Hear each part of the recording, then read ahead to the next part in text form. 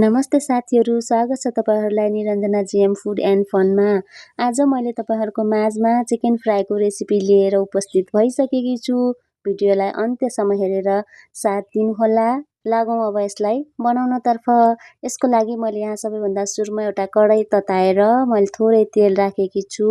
अब यो तेलमा हामीले सफा गरेर राखेको मासुको पिसहरुलाई राख्नुपर्ने हुन्छ। यसलाई राखेर हामीले पन्युको सहायताले एकदम राम्रोसँग सबै ठाउँमा तेल पुग्ने गरी तेल लाग्ने गरी चलाउनु पर्छ। तेल लागेन भने यो चाहिँ डढ्न सक्ने सम्भावना हुन्छ। त्यसैले हामीले यसलाई राम्रोसँग चलाएर एकछिन छोपेर पकाउनु पर्छ। 5-7 मिनेट ठुलो आँचमा पकाइसकेपछि मैले यसको ढकनी खोलेर हेर्दा यतिको देखिएको छ।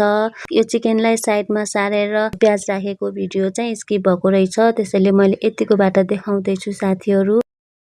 त्यसपछि यसलाई साइड लगाएर मैले यहाँ प्याज राखेकी छु। हजुरहरूले पकाउँदा पनि लो फ्लेममा नपकाउनु होला, हाई फ्लेममा नै पकाउँदा राम्रो हुन्छ। किनभने लो फ्लेममा पकायो भने यसमा पानी धेरै निस्कने गर्छ। त्यसैले हामीले यसलाई हाई फ्लेममा नै पकाउनु पर्छ। अब प्याजको कलर यतिको भइसकेपछि हामीले यसमा पिनेर राखेको मसलालाई राख्ने, त्यसपछि थोरै गरम मसला, बेसार, नुन राखेर यसलाई मजाले चलाइदिनु पर्छ। यो सबै सामानहरू राखिसकेपछि यसलाई हामीले फेरि एकछिन चलाएर छोडिदिनु पर्छ।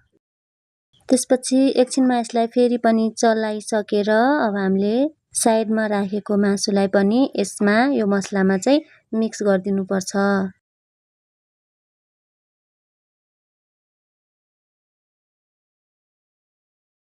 अब यो यतिको भइसकेपछि सबै मासु मसला मिक्स भइसकेपछि मैले फेरि मासुलाई किनारा लगाएर मैले टमाटरलाई तलबाट राखेर फेरि माथिबाट मासुले छोपिदिएकी छु। यसलाई यसरी छोपेर हामीले 2-3 मिनेट लो फ्लेममा चाहिँ पाक्नको लागि छोडिदिनु पर्छ। त्यसपछि खोलेर हेर्दा अब टमाटर पनि पाकिसकेको छ साथीहरू। अब यो टमाटरलाई पनि पन्युले चलाउँदै मासुमा सबै ठाउँतिर मिक्स हुने गरी चलाउनु पर्छ। यति भइसकेपछि अब यो फ्राई चिकन खानको लागि रेडी भइसकेको छ। साथीहरू तपाईहरु पनि यस्तै बनाएर खान सक्नुहुन्छ। हाम्रो भिडियोलाई अन्त्यसम्म हेरिदिनु भएकोमा धेरै धन्यवाद। र यदि हाम्रो च्यानललाई सब्स्क्राइब गर्नुभएको छैन भने प्लिज सब्स्क्राइब गरेर सपोर्ट गरिदिनु होला। फेरि अर्को भिडियोमा भेटौँला। Bye bye.